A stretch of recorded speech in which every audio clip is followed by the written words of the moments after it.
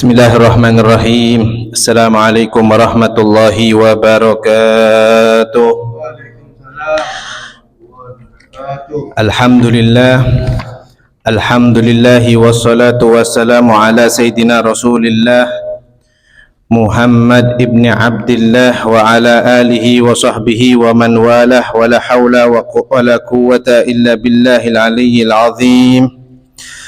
فقال رب اشرح لي صدري ويسر لي أمري واحلل عقدة من لساني يفقهوا قولي ربي زدني علما وارزقني فهما برحمتك يا أرحم الراحمين نوينا التعلم والتعليم والتذكر والتذكير والنفع والانتفاع والإفادة والاستفادة والحث على التمسك بكتاب الله وسنة رسوله والدعاء إلى الهدى والدلالة على الخير ابتغاء وجه الله ومرضاته وقربه وثوابه سبحانه وتعالى فقال رب اشرح لي صدري ويسر لي أمري واحلل عقدة من لساني يفقه قولي ربي زدني علما وارزقني فهما برحمتك يا أرحم الراحمين ويا أكرم الأكرمين.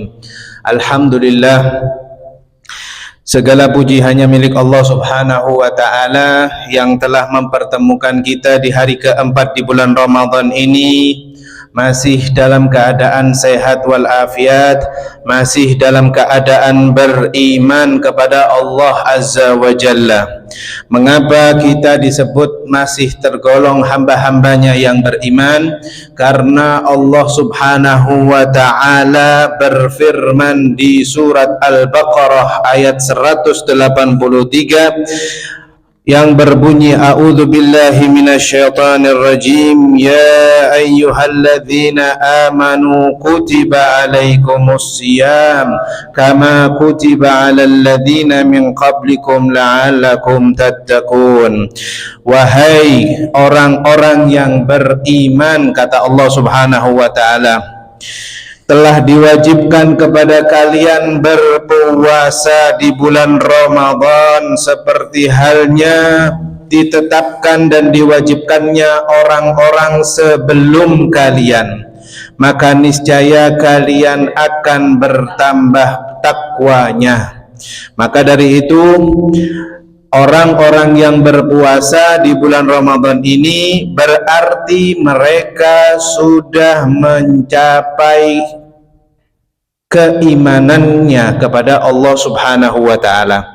Jadi jangan heran apabila ada orang-orang yang di bulan Ramadan masih belum berpuasa, maka dia bukan termasuk golongan orang-orang yang beriman yang dipanggil oleh Allah di surat Al-Baqarah ayat 183 tadi.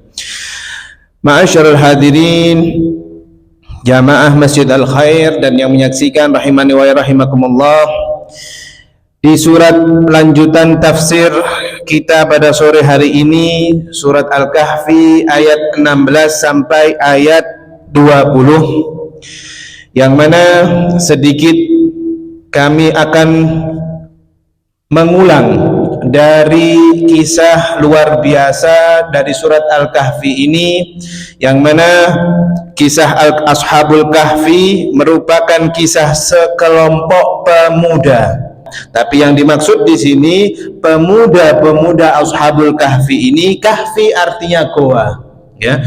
Kahfi artinya goa, yang mana sekelompok pemuda-pemuda itu menghindari kezaliman raja atau penguasa pada zaman itu. Jadi Ashabul Kahfi ini adalah sekelompok anak-anak muda yang beriman kepada Allah. Ketika itu mereka hidupnya di tengah masyarakat penyembah berhala. Lalu kemudian mereka hidup di raja yang zalim, yang mana raja tersebut menginginkan mereka masuk ke dalam agamanya supaya menyembah berhala, akan tetapi mereka tetap bersikeras untuk tidak mau masuk ke agama mereka. Mereka tetap mempertahankan keimanan mereka kepada Allah Subhanahu wa taala. Ini belum terjadi di zaman Nabi Muhammad, ya. Ini terjadi, pemuda-pemuda ini berada di zaman Nabi Isa.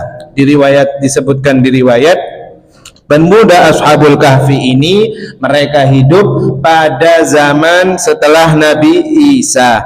Ada pendapat yang mengatakan bahwasannya pemuda yang yang dimaksud di surat Al-Kahfi ini jumlahnya belum pasti.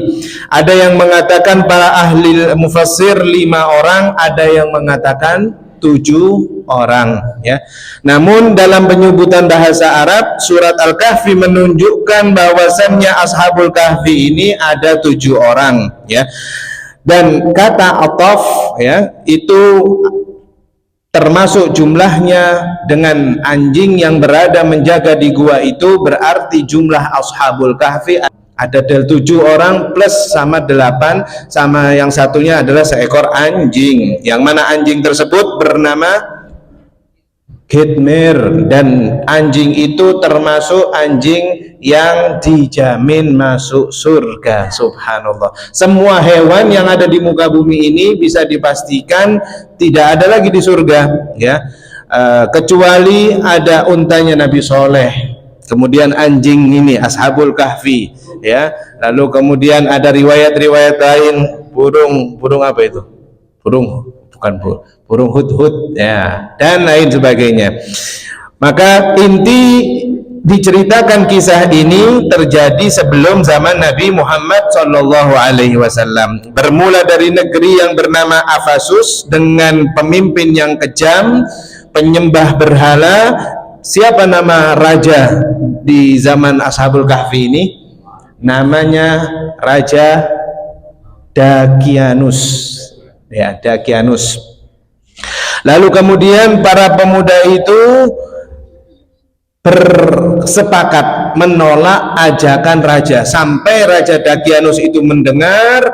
Lalu kemudian para algojo dari kerajaan Dakianus itu mulai mengejar dari Ashabul Kahfi ini. Lalu tapi mereka tetap bersiteguh, tetap pada keimanannya kepada Allah Subhanahu wa taala, yang mana sudah diceritakan kemarin di tafsir, insyaallah kemarin tafsir ayat 11 sampai 15, ya. Di situ diceritakan ayat 13 sampai 14, Allah Subhanahu wa taala berfirman, nahnu naqussu 'alaika naba'ahum bil haqq innahum fityatun amanu bi rabbihim wa zidnahum huda.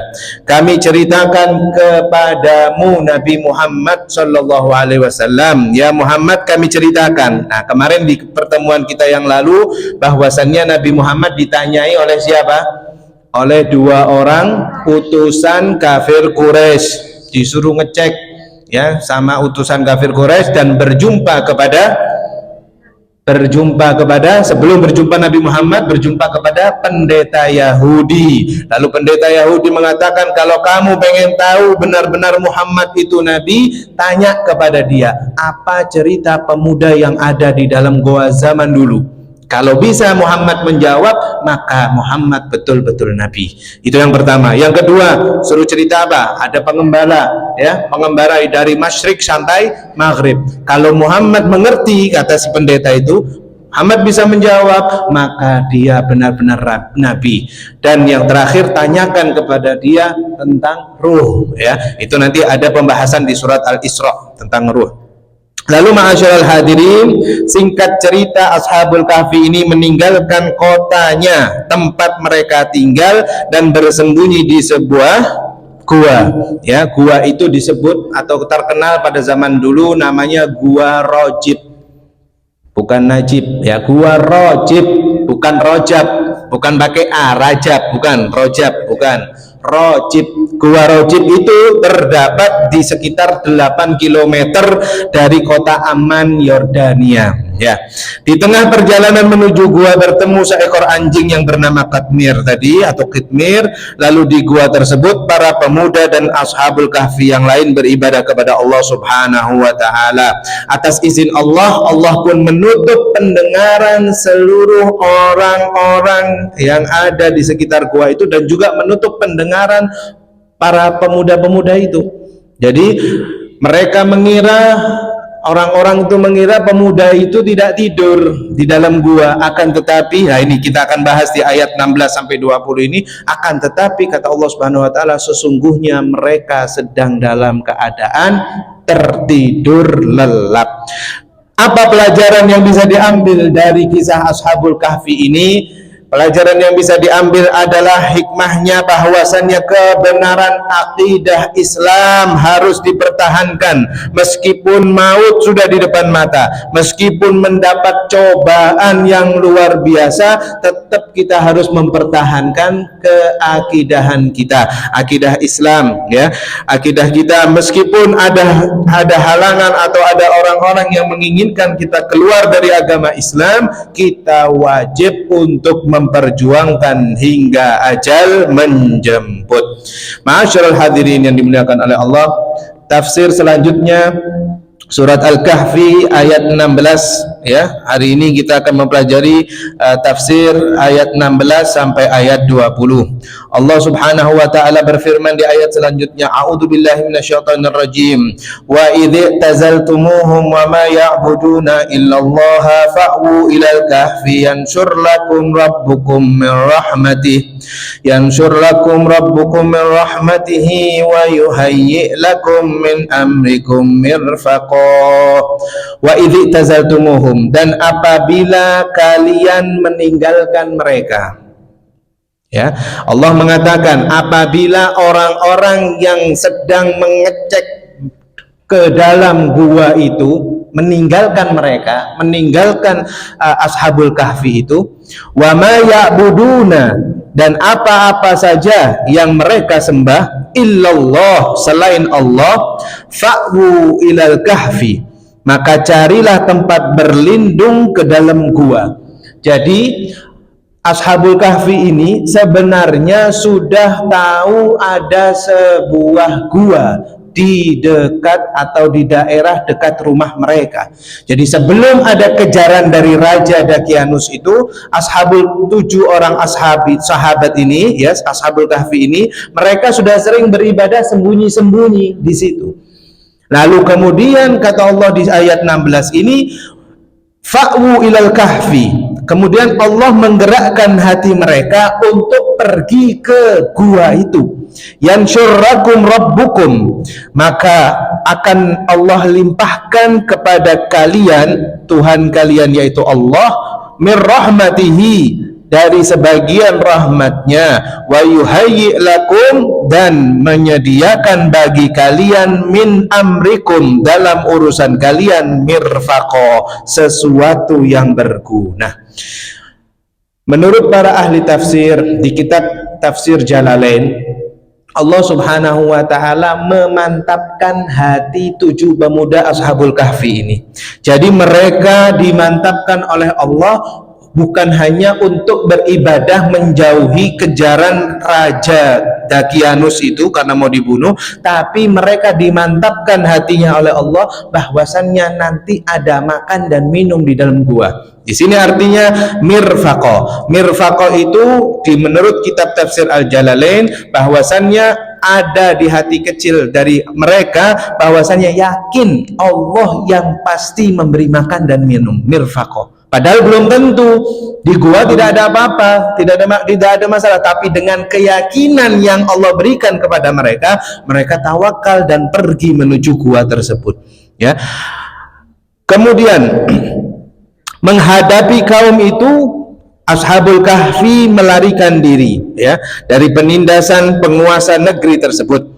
Sebagaimana mereka berkata, ayo, mereka tujuh orang ini bermusyawarah. Kalau memang kita sudah diceng, kita sudah dibidik, dicari, ya, mau dibunuh, maka ayo, sudah sepakat mereka bertujuh ini untuk menuju sebuah gua.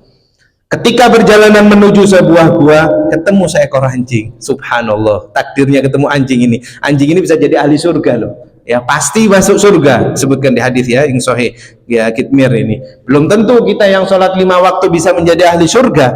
Amalan apa yang kita bisa lakukan selama ini? Seorang yang sudah haji kali ratusan kali, umrah puluhan kali ratusan kali, belum tentu dia bisa menjadi ahli surga.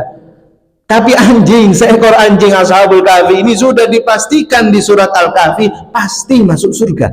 Subhanallah. Maka dari itu kita sebagai umat Islam apabila melihat ada sesuatu hal di sekitar kita yang memang menurut hati nurani kita itu ini melenceng dari agama, ini mungkin Gusti Allah bakal gak seneng, bakal ono azab nih, ini ono maksiat seperti ini bakal ono azab. Menurut kita yang beriman, ya, kita ini menurut kita orang-orang tersebut itu melenceng, salah, akan tetapi kita tidak diperbolehkan menuduh atau memfatwakan mereka orang ahli neraka, tidak boleh. Ya, apabila ada di sekitar kita masih ada orang-orang yang masih belum sholat 5 waktu, belum puasa, doakan supaya mereka mendapatkan hidayah. Tadi sudah di ayat Al-Quran sudah kita sebutkan di surat Al-Baqarah 183, ya ayyuhalladzina amanu kutiba alaikumusiyam, hai orang yang beriman, diwajibkan atas kalian puasa. Berarti apabila ada orang yang tidak berpuasa di bulan Ramadan dan mereka mengaku agamanya Islam, sudah santai saja, berarti mereka belum beriman. Ini dalilnya apa? Surat Al-Baqarah ayat 183. Maka jangan kita ambil pusing, ya. Kemarin di ayat 6 Nabi Muhammad pusing, kasihan Nabi Muhammad bingung dengan apa namanya pertanyaan yang berat oleh kaum Quraisy. Dua utusan Quraisy itu saking bingungnya Rasulullah ini sampai nggak nafsu makan, ya. Bahkan Rasulullah bukan hanya itu, kesian sama mereka, takut mereka ini masuk neraka. Tapi kata Allah, ya Muhammad, mereka sudah dikasih akal, kami sudah memberi mereka akal. Kalau mau masuk surga, ya sholat 5 waktu, ya puasa Ramadan, yang mengeluarkan zakat, yang kemudian mengucapkan asyhadu an la ilaha illallah, Anda ahli surga insyaallah. Tapi kalau memang mau masuk surga, tapi jalurnya jalur apa biasa nih? Jalurnya jalur apa? Jalur ekspres, jalur paket, ya. Engko ape tobat, engko mari ape misalnya ape mate baru tobat, maka itu sudah dikhawatirkan berniat untuk memundur-mundurkan taubatnya. Seperti hanya Fir'aun, ketika Fir'aun mengejar Nabi Musa alaihissalam, sudah berkali-kali Fir'aun disuruh masuk Islam oleh Nabi Musa, disuruh masuk agama Nabi Musa, tidak mau, bahkan mengatakan apa? Faqala ana rabbukumul a'la. Kemudian Fir'aun mengatakan, aku Tuhan semesta alam. Sudah ngomong seperti itu, kemudian terjadilah beberapa waktu kemudian Nabi Musa dikejar oleh Fir'aun dan Fir'aun dihancurkan oleh Allah sampai apa? Tenggelam di Laut Merah. Setelah hampir tenggelam, air laut sudah hampir menutup hidungnya dan menutup seluruh kepalanya, baru asyhadu, aku sesungguhnya bersaksi, aku sesungguhnya beriman kepada Tuhanmu ya Musa. Sudah telat, nggak bisa. Makanya disebutkan di dalam hadis Nabi Muhammad sallallahu alaihi wasallam, di hadis yang sahih Bukhari Muslim, beliau bersabda, sesungguhnya taubat itu diterima oleh Allah sampai sebelum malam yugharghir, nyawa itu sampai belum kerongkongan. Kalau nyawa sudah di kerongkongan, berarti taubat seorang hamba itu tidak akan diterima. Mudah-mudahan kita termasuk orang-orang yang ahli istiqomah, dan semoga orang-orang yang masih belum diberikan hidayah segera di tahun ini diberikan hidayah oleh Allah, istiqomah untuk puasa setiap tahunnya, istiqomah untuk sholat berjamaah di bulan Ramadan dan di luar bulan Ramadan. Amin Allahumma amin. Kemudian ma'asyiral hadirin, ayat 17 Allah Subhanahu wa taala berfirman, wa tarasyamsa idza tala'at tazawaru an kahfihim dzatal yamin wa idza gharabat taqriduhum dzatash shimal wa hum fi fajwatin min dzalika min ayatillah man yahdillahu fahuwal muhtad wa man yudlil falan tajid lahu waliyyan mursyida. Wa tarasyamsa, kata Allah Subhanahu wa taala, dan engkau akan melihat asyamsa, matahari, idza tala'at, ketika terbit, tazawaru an kahfihim, Tazawaru artinya condong, angkahfihim dari gua yang ada di dalamnya pemuda-pemuda kahfi, dzatal yamini berbelok ke sebelah kanan, wa idza gharabat taqriduhum dzatas shimali, dan ketika terbenam ya matahari itu melewati mereka. Ya, kemana melewatinya? Ke sebelah kiri. Jadi apabila mereka sedang tertidur, kan tidur ya, Ashabul Kahfi itu dalam posisi tidur. Ketika posisi tidur, matahari ada di sebelah kanan. Wa idza gharabat taqriduhum dzatal yamini, ya. Wa idza tala'at tazawaru an kahfihim dzatal yamini wa idza gharabat taqriduhum dzatas shimali. Ketika mau maghrib, matahari ada di sebelah kiri mereka. Jadi Ashabul Kahfi ini ketika Allah tidurkan mereka di dalam gua, ya, Allah bolak-balikkan badan mereka.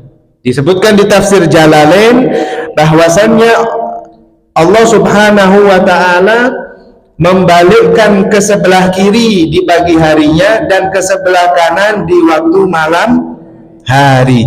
Kenapa? Menurut Imam Al-Jalalain, ya, di tafsir Al-Jalalain, bahwasannya apabila mereka tidurnya itu tetap ya obah-obah, tidurnya kalau tetap, maka mereka bisa-bisa kemakan oleh tanah.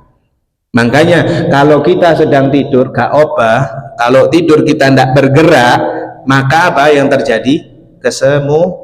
Kesemutan. Terus apa efeknya? Biasanya kalau tidurnya apa? Ada bekasnya. Kalau tidurnya ke sebelah kanan terus gak gerak-gerak, kesemutan atau kram tadi katanya. Kemudian bisa ada apa? Ada apa ya? Bekasnya, garis-garisnya. Begitu juga Ashabul Kahfi ketika mereka tidur di dalam gua. Kalau Allah tidak menggerak-gerakkan mereka pagi harinya ke sebelah kanan, sore harinya ke sebelah kiri, maka mereka bisa-bisa termakan oleh tanah. Loh, kenapa tanah, Ustadz? Kenapa kok bukannya kasur? Karena di dalam gua tidak ada kasur waktu itu, ya. Maka dari itu suatu keajaiban yang luar biasa, mereka para pemuda-pemuda yang beriman kepada Allah, yang mempertahankan keimanannya, ya, mereka itu ditidurkan tapi digerak-gerakkan oleh Allah Subhanahu wa ta'ala. Wa hum fi fajwatin minhu, sedangkan mereka fi fajwatin, berada di dalam tempat yang luas, minhu, di dalam gua itu.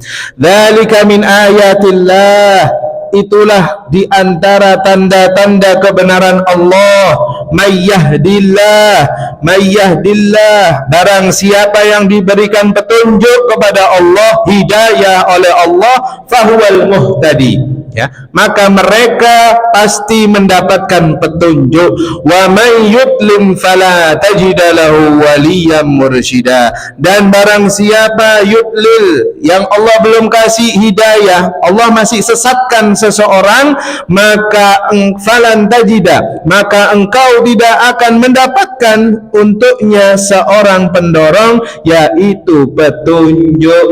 Makanya ma'asyiral hadirin, jangan ngomong kok enteni hidayah baru tobat.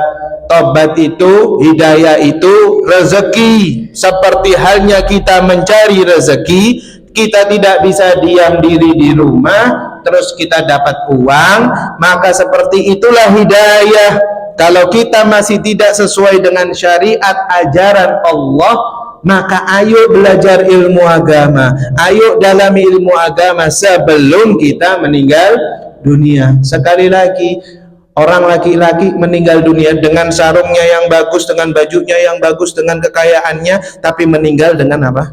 Kain kafan. Perempuan yang barangkali mereka tidak memakai jilbab, yang mereka masih memakai pakaian-pakaian terbuka auratnya, tapi kalau sudah Allah wafatkan dia, maka dia ujung-ujungnya tetap pakai kafan. Hati-hati. Maka dari itu hidayah wajiblah dicari, bukan ditunggu.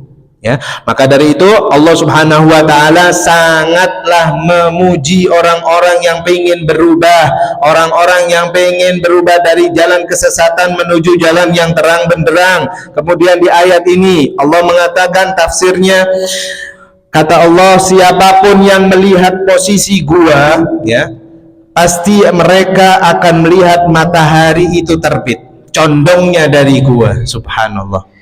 Mereka ke sebelah kanan sehingga melalui pintu gua itu cahayanya bisa masuk. Guanya luas. Apakah luasnya sekampung Danakarya? Bisa jadi luas.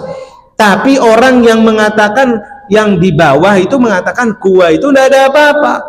Gua tidak ada apa-apa. Udah buat apa ngejar 7 orang itu? Biarkan. Raja Dakianus itu sengaja menutup pintu gua dengan niatan agar mereka 7 orang beserta anjingnya itu mati.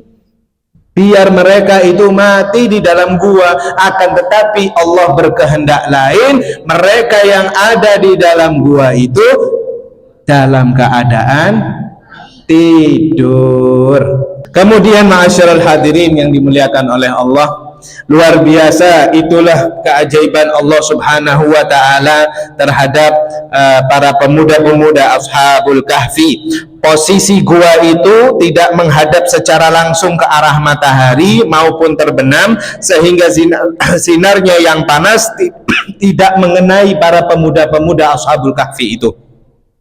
Kemudian di ayat 18 Allah Subhanahu wa taala berfirman, "Wa tahsabuhum aiqadan wa hum ruqud." Dan engkau mengira aiqadan, tidak tidur, ya. Dan orang-orang itu mengira 7 orang yang di dalam gua itu hidup, tapi dibunuh secara hidup-hidup, ditutup pintu gua. Orang-orang yang ada di sekitar situ yakin mereka itu tidak tidur, mereka itu sedang dalam siksaan Raja Dakianus itu. Tapi kata Allah, wa tahsabuhum aiqadan wa hum ruqud, dan engkau mengira mereka itu tidak tidur karena mata mereka terbuka. Subhanallah. Jadi disebutkan di riwayat, para ahli tafsir menafsirkan bahwasanya pemuda Kahfi ini tidurnya matanya sedikit terbuka, seakan-akan ketika ada orang yang normal melihat, diintip, dilihat bahwasannya mereka ini tidak tidur, tapi mereka sedang hidup, sedang ibadah kepada Allah, ya. Lalu kemudian wahum rukud, ya, padahal kata Allah Subhanallah, wahum rukud, padahal mereka ini dalam keadaan rukud. Apa arti rukud? Kalau bahasa Sasak biasanya regut. Apa regut? Tidur. Rukud jamak dari ro'idun. Rukud berarti mereka lebih dari 3 orang, kan jumlahnya ada 7, ya. Rukud, mereka sedang tidur. Wahum rukud, kata Allah, padahal mereka sedang tidur. Wa nuqallibuhum dhatal yamini wa dhatal shimal, dan kami yang membolak-balikkan badan mereka. Dhatal yamini, ke sebelah kanan, wa dhatal shimali, dan ke arah kiri, sehingga tanah tidak memakan daging mereka. Nah, seperti yang kami sebutkan tadi. Jadi subhanallah, Ashabul Kahfi ini mereka tidak sadar tidurnya sampai berapa tahun?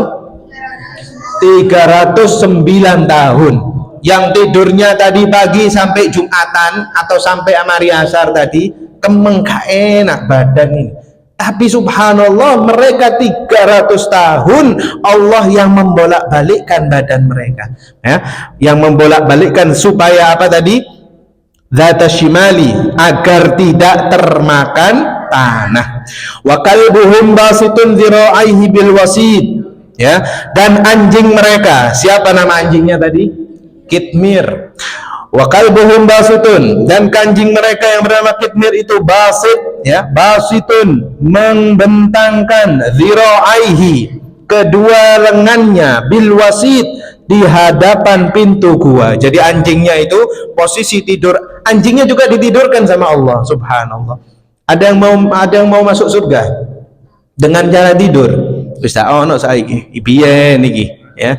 Ape mlebu surga terus langsung turu dawa panjang tidurnya, tidak ada. Ini khusus orang-orang pilihan yang memang Allah sudah pastikan keimanannya, ya. Anjingnya pun sudah dijamin masuk surga. Tidurnya, kakinya, anjing kaki 4, bagian depannya itu memanjangkan di pintu gua. tapi matanya sedikit terbuka. Jadi anjing dan pemuda-pemuda yang ada di dalam gua itu matanya terbuka. Jadi kalau ada orang yang lewat, penduduk yang lewat yang sengaja ingin ngintip para pemuda yang tinggal di dalam gua itu, mereka pasti mengira bahwasannya mereka yang di dalam gua itu sedang tidak tidur, akan tetapi wahum rukud. Tadi kata Allah, kasihan, kecelek mereka, kasihan mereka yang sedang ngintip, dikira mereka itu gak rekut, padahal mereka rukut, sedang tidur, ya. Tapi matanya tidak riwayat disebutkan matanya tidak tertutup sempurna. Kemudian wakal basitun, anjingnya juga mengeluarkan tangannya, tidur dikeluarkan dua tangannya itu, kedua tangannya. Lawit tala'ta alaihim lawallaita minhum firara wa lamulita minhum ru'ba. Dan jika menyaksikan, ya, apabila mereka menyaksikan lawallaita, maka tentunya mereka itu akan takut, minhum dari mereka, firaron mereka akan lari, walamulita minhum ru'ba, dan pasti engkau akan dipenuhi terhadap mereka rasa takut. Nah, jadi ketika mereka penduduk pemuda-pemuda yang ada di dalam gua atau terkenal dengan nama Ashabul Kahfi ini, apakah gua bahasa Arabnya apa tadi? Kahfi, ya. Jangan gahwa saja, kahfi, ya. Jadi kahfi, ketika ada orang-orang yang sengaja ingin fudul, apa fudul? Kepo, pengen tahu apa sih yang dikerjakan. Mereka melihat dalam gua, tapi mereka disebutkan di sini dalam keadaan takut, kaget. Loh, kok isok berhari-hari, bertahun-tahun matanya tidak tertutup. Di sini Allah mengatakan wala mulita minhum ru'ba, dan orang yang melihatnya pasti takut. Padahal kata Allah mereka sedang dalam keadaan tidur. Lalu kemudian di ayat selanjutnya, ayat 19 Allah mengatakan, sebentar, ayat 18, dan jika engkau menyaksikan keadaan mereka. Kemudian ayat 19, wa kadzalika ba'atsnahum liyatasaalu bainahum, dan demikianlah ba'atsnahum, kami bangunkan mereka, liyatasaalu bainahum, agar mereka saling bertanya di antara mereka. Jadi subhanallah, setelah waktu 309 tahun, waktunya Allah membangunkan mereka. Nah Ustadz, kenapa kok harus 309 tahun?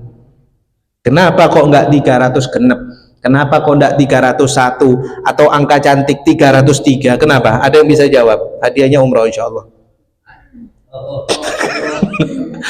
Monggo. Kenapa kok enggak 309? Umroh ngomong lagi. Kenapa kok 309? Hah? Kenapa kok bukan 303 tahun atau 305 tahun? Ya. Kenapa enggak 313 juga ya? Jadi karena itu takdir Allah, sudah gampang jawabannya. Ya, takdir Allah wis kasih. Wa kadzalika, ya, wa kadzalika ba'atsnahum. Ketika itu sudah 309 tahun Allah bangunkan. Liyatasaalun. Akhirnya mereka saling bertanya. Loh, awak dhewe iki stangi, kita sudah bangun. Terus kemudian bertanya, qala qailun minhum kam labistum, ya. Salah seorang di antara mereka berkata, kam labistum, berapa lama kita tidur di dalam gua ini? Subhanallah, bingung. Kam labistum, jadi seperti panjenengan sedang dalam apa ya, posisi study tour atau apa, sedang apa ya, biasanya family gathering bahasa kerennya ya. Jadi sedang dalam ngelencer ya, wis sa kampung saya kelencer, sedang tidur, tiba-tiba di antara yang tidur 7 orang anak sing takon, ada yang tanya, jam piro iki? Kan pasti ada seperti itu ya, kalau misalnya tidak punya jam. Nah mereka ketika Ashabul Kahfi ini, para pemuda-pemuda di dalam gua itu bangun, qala qailun minhum kam labistum, berapa lama kita tidur? Qalu labisna yauman aw ba'da yaum, ya. Mereka menjawab labisna, kita berada di dalam gua ini yauman aw ba'da yaum, selama 1 hari atau setengah hari. Coba ya, tidurnya 309 tahun, tapi di antara mereka ketika saling bertanya, kayaknya kita tidur 1 hari. Mengapa disebutkan di tafsir Jalalain ya, bahwasannya mereka itu tidurnya pagi hari. Posisi masuk ke dalam gua itu pagi hari, tapi ketika mereka dibangunkan oleh Allah, mereka dalam keadaan sudah mau maghrib, sudah mau matahari terbenam. Jadi ketika salah satu atau di antara mereka saling bertanya, kam labithna, qala qailun minhum kam labithtum, qalu labithna yauman au ba'da yaum. Kayaknya kita tidur ini satu hari atau setengah hari ya. Lalu kemudian qala rabbukum a'lamu bima labithtum, dan berkata, kata Allah Subhanahu wa taala, dan berkata Tuhan kalian, a'lamu bima labithtum ya, aku kata Allah lebih mengetahui berapa lama kalian tidur di dalam gua. Fab'athu ahadakum biwarikikum hadhihi ilal madinati falyanzur ayyuha azka ta'aman falyatikum birizqin min. Lalu sudah kemudian sudah saling bertanya mereka, karena posisi pada zaman itu tidak ada jam ya, tidak ada jam, tapi mereka memprediksi mereka tidurnya dari pagi hari sampai malam hari. Begini kayaknya kelewatan tidur kita ya. Lalu di antara mereka sudah ada yang merasa lapar. Sing turu ket isuk sampai Jumat sampai sore aja sudah, yang puasa saja sudah lapar, apalagi ini tidur 309 tahun, gimana laparnya ya. Lalu kemudian disuruhlah di antara pemuda itu sepakat ya, fab'athu ahadakum, maka disuruhlah di antara seseorang di antara mereka itu biwarikikum, dengan membawa uang perak. Ini sudah kita bahas 2 hari lalu ketika ditafsir ayat 5 ayat 6 sampai 10 ya. Kami sudah sedikit membahas di sini. Nah, jadi di ayat 19 surat Al-Kahfi ini diceritakan mereka yang sudah terbangun lalu mereka saling meminta tolong. Ayo sapa sing mudun iki? Siapa yang turun di antara kita? Ya, dengan apa? Dengan uang yang ada di kantong mereka. Biwarikikum hadhihi ilal madinati, untuk turun dari gua menuju ke kota ya. Kotanya disebut kota Tarsus ya. Falyandur, kemudian teman-teman mereka itu mengatakan, wis aku wae sing mudun, aku saja. Ada yang ngomong udah aku aja yang turun, aku yang mau beli. Lalu teman-temannya yang lain memberikan pesan, ya sudah kalau begitu turunlah kamu. Falyandur, di sini disebutkan falyandur ayyuha azka ta'aman falyatikum birizqin min. Maka hendaklah sebelum kamu membeli makanan, lihat. Bayangkan mereka sudah 309 tahun Allah asingkan di gua, tapi mereka masih dalam keadaan berhati-hati ketika memilih makanan yang masuk ke dalam perut mereka. Mereka mengatakan, dan bawa uang ini turun ke Madinah, turun ke kota, dan carilah makanan yang azka ta'aman, makanan yang halal. Sik mikir no halal, wis 300 tahun turu, tapi dia masih memikirkan kehalalan yang harus dia makan. Bagaimana dengan seseorang yang pada saat ini akhir zaman, orang itu tidak milih harta halal, harta haram, sing penting isok mangan, isok turu enak, langsung diterima. Hati-hati ya, ini menjadi hati-hati. Kemarin sudah kita bahas tentang hisab ya, hisabnya orang yang ketika masuk di dalam perutnya ada harta, 1 titik harta yang haram, jangankan haram ya. Para ulama mengucapkan ahli fiqih mengatakan, apabila ada makanan yang syubhat, tahu syubhat, gak halal gak haram, panjenengan nemu kurma, gak ngerti itu kurma ini sopo, tidak ngerti kurmanya siapa, langsung Anda makan. Bisa jadi itu kurma anak-anak kita yang hadir di sini, dia cuci tangan mau balik sudah nggak ada kurmanya, kan kesian. Itu artinya subhat. Nah, kalau kita punya harta atau ada harta subhat yang hampir masuk ke dalam tubuh kita, kita minta halalnya ya. Jadi jangan hanya bukan harta yang haram saja, harta yang subhat saja akan hisabnya nanti di hari kiamat akan dipanjangkan oleh Allah Subhanahu wa taala. Falyandur ayyuha azka ta'aman falyatikum birizqin minhu, ya. Turun, belikan air, belikan makanan, dan carilah makanan yang halal, makanan yang baik. Wal yatalattaf wala yushiranna bikum ahada, dan hendaklah berlaku lemah lembut, jangan sekali-sekali menceritakan tentang kita yang ada di dalam gua. Jadi ketika salah satu di antara mereka itu turun untuk mencari makanan, nah kemudian ketika mencari makanan, mereka penjual menerima uang yang sudah ratusan tahun sudah nggak kepake lagi, dan melihat wajah pembeli dan mengatakan, kamu dari mana? Nah, mulai curiga. Ingat pesannya teman-temannya, jangan cerita kalau kita ada di dalam gua. Karena mereka adalah pemuda-pemuda yang jujur, ketika ditanya keperucut ngomong, aku dari gua di atas.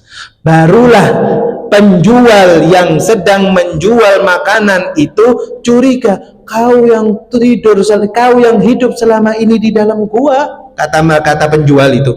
Lalu baru dia si pemuda itu kaget dan lari menuju guanya lagi, ya.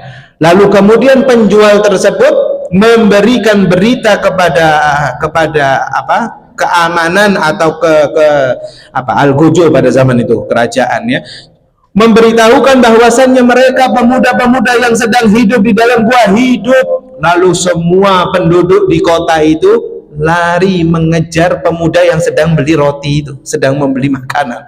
Lalu kemudian ketika pemuda itu dikejar dan sampailah di gua dan menunggu kedatangan raja waktu itu bukan Dakianus lagi, sudah 300 tahun Dakianus sudah tidak ada, ya, sudah mati, ya.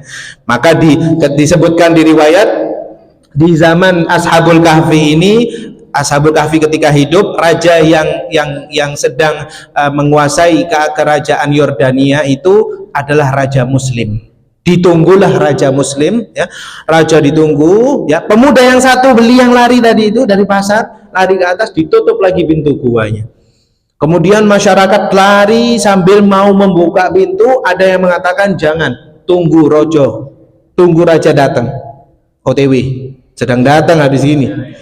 Gak lama kemudian si raja datang, lalu kemudian dibukalah pintu gua itu dan ditemukan para pemuda-pemuda itu telah wafat.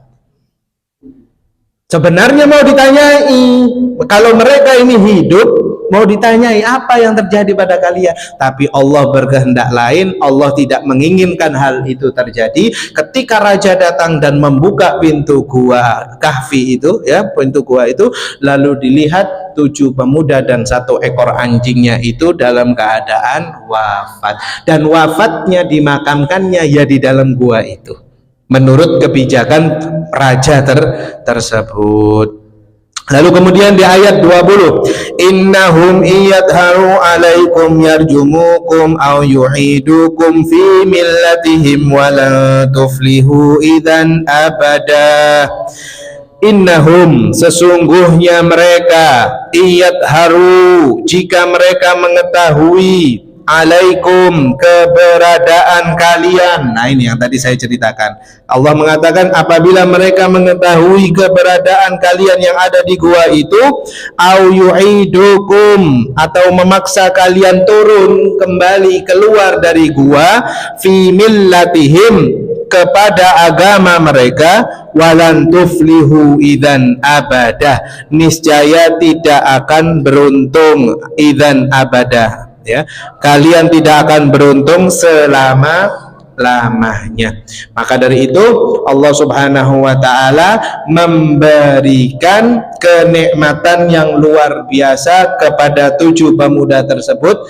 Mereka menghindari dari kejaran raja yang zalim agar keluar dari agama yang dianutnya, yaitu menyembah Allah. Lalu kemudian mereka meninggal dalam keadaan beriman kepada Allah Azza wa Jalla. Lalu ma'asyiral hadirin, di ayat 20 ini para ahli tafsir mengatakan penduduk kota itu, ya, penduduk kota sampai terkaget-kaget, ya, sampai kaget dan mengejar seperti yang saya ceritakan tadi. Maka mudah-mudahan dari kisah Ashabul Kahfi ini diceritakan di surat Al-Kahfi ini ayat 15 sampai ayat 16 sampai ayat 20 bisa menjadi hikmah bagi kita semua, bisa menjadi patokan agar kita tetap beriman kepada Allah Subhanahu wa taala sampai akhir hayat kita kelak. Hari ini adalah hari Jumat, hari yang dimana kami sebutkan di pengajian di pertemuan hari Rabu kemarin, disunnahkan seseorang membaca surat Al-Kahfi. Beruntung bagi panjenengan yang sudah istiqomah baca surat Al-Kahfi malam Jumat dan hari Jumat. Kenapa? Karena disebutkan di dalam hadis Nabi Muhammad SAW yang diriwayatkan oleh Imam Nasai dan Imam Hakim, Rasulullah bersabda, "Man qara'a suratil kahfi lailatil jum'ah adha'a lahu minan nuri fima bainahu wa bainal baitil atiq." Barang siapa yang membaca surat Al-Kahfi dari malam Jumat sampai dan juga hari Jumat, maka Allah berikan cahaya di wajahnya di dalam kehidupannya, dari dia tempat membaca sampai nur itu sampai ke Ka'bah Al-Musyarrafah. Ada di antara kita yang mungkin belum berangkat umrah, belum berangkat haji, belum bisa melihat Ka'bah, tapi kalau Anda sudah istiqomah membaca surat Al-Kahfi, jangan jasad Anda, nur Anda, cahaya Anda sudah sampai ke Ka'bah Al-Musyarrafah. Mudah-mudahan kita termasuk dalam golongan tersebut, dan mudah-mudahan Allah mudahkan kita untuk bisa berangkat umroh dan haji dari rezeki yang tak terduga. Kemudian disebutkan di hadis yang lain, Rasulullah Shallallahu Alaihi Wasallam bersabda di hadis yang diriwayatkan oleh Imam Muslim, "Man hafidha ashra ayati min awali suratil kahfi usima minad dajjal." Barang siapa yang hafal ayat 1 sampai 10 surat Al-Kahfi, maka dijamin dia tidak terkena fitnah Dajjal. Ya, insya Allah di waktu selanjutnya kita akan cerita bagaimana sih fitnah Dajjal itu. Apa sih kok diwanti-wanti sama Nabi? Seberapa bahayanya sih fitnah Dajjal? Nanti di lain waktu ketika majelis kita sedang pada posisi cerita tentang Dajjal. Silakan barangkali ada yang mau ditanyakan dari kisah tafsir di hari ini, dan atau mau pertanyaan bebas tentang puasa dan lain sebagainya. Waktu dan tempat saya persilahkan.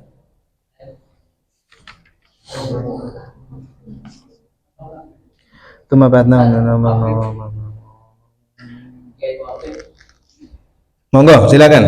Ada yang tanya? Kalau tidak ada yang tanya, nanti saya yang tanya. Oke, hati umroh-umrohan mana? Terus mari, mau iku.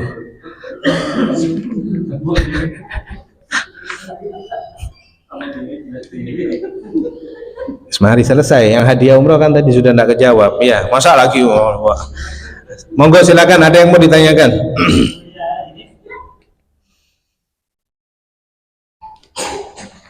Sampun, cukup. Taib. Ini tentang kisah Al-Kahfi, surat Al-Kahfi, wallahu alam bissawab. Kemudian ma'asyiral hadirin, tidak lupa juga bagi kita, jangan sampai puasa di hari berikutnya, dari hari keempat, ya. Hari ini sudah masuk kita hari keempat, besok sudah hari kelima, sampai hari ke-10. Nanti waktu ini semakin cepat jalannya, ya, semakin cepat. Mau Anda bilang slow, santai wae, tetap Ramadan itu nggak bisa dipaus, nggak bisa di stop, ya. Jadi jangan sampai Ramadan tahun ini kita masih belum bisa menghatamkan Al-Quran. Di Masjid Al Khair ini tidak tersedia HP, tapi tersedia Al-Quran.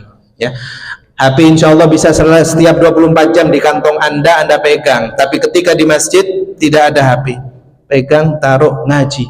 Kalau sudah masjid dibuat tempat bermain handphone, maka bagaimana kita mau mengaji Al-Quran? Belum tentu di rumah kita bisa mengaji. Jangan sampai ketika di masjid kita tidak memegang Al-Quran. Yang masih belum bisa lancar mengaji Al-Quran, ayo darusan habis sholat tarawih, silahkan. Apabila ada cerita ada seseorang yang dia itu merasa tidak salah, aku tidak pernah salah ketika ngaji Al-Quran, lah kok pas darusan disalahno terus, sik baru a'udzubillah, salah. Duh, awakmu iki wis cilik nyalakno. Nah, ini faedahnya, keutamaannya darusan itu ini. Terus ketika itu ditanya oleh seorang alim itu, ini cerita seorang alim yang diceritakan oleh ahli masjid.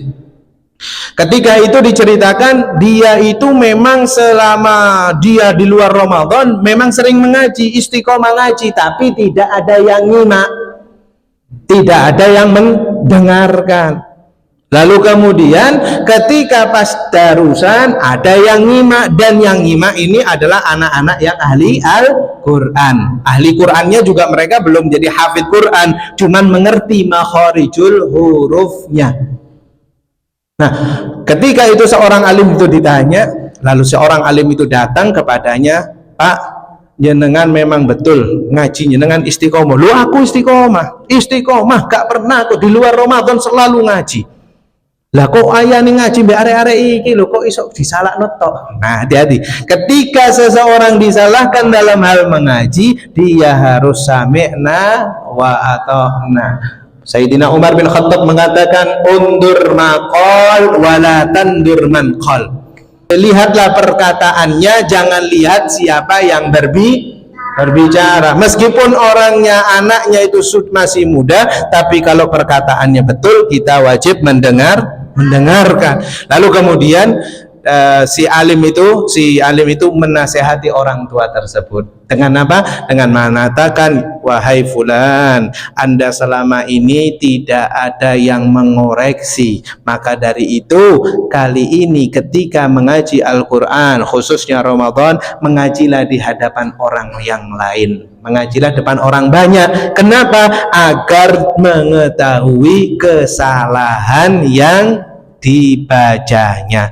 Maka mudah-mudahan kisah tersebut bisa menjadi manfaat bagi kita semua. Mudah-mudahan Allah Subhanahu wa ta'ala menerima pahala puasa kita, pahala sholat kita, pahala niat baik kita datang ke masjid ini, pahala untuk bisa menjadi orang yang lebih baik lagi dalam berjumpa dengan bulan Ramadan, pahala supaya Allah menetapkan keimanan kita semua sehingga kita dicabut nyawanya dalam keadaan husnul khatimah. Jangan emosi ketika melihat ada orang-orang di bulan Ramadan yang masih belum dalam keadaan puasa. Karena apa? Allah berfirman di surat Al-Baqarah ayat 183, ya ayyuhalladzina amanu kutiba alaikumusiyam. Allah mengatakan di sini, hei orang yang beriman, berarti mereka yang tidak dalam keadaan puasa di bulan Ramadan, berarti mereka tidak dianggap oleh Allah. Fana'udzubillahi min dzalik. Mudah-mudahan Allah memberikan hidayah kepada kita semua, menjadikan kita semua orang-orang ahli istiqomah, ahli dalam beribadah, dan menjadi orang-orang yang ikhlas dalam beribadah dan menuntut ilmu. Wabillahi taufiq wal hidayah. Assalamualaikum warahmatullahi wabarakatuh. وعلى من رسول فنصالح بكل نية صالحة جامعا شاملا في خير ولطف وعافية وإلى حضرة النبي سيدنا محمد صلى الله عليه وسلم. الفاتحة. بسم الله الرحمن الرحيم.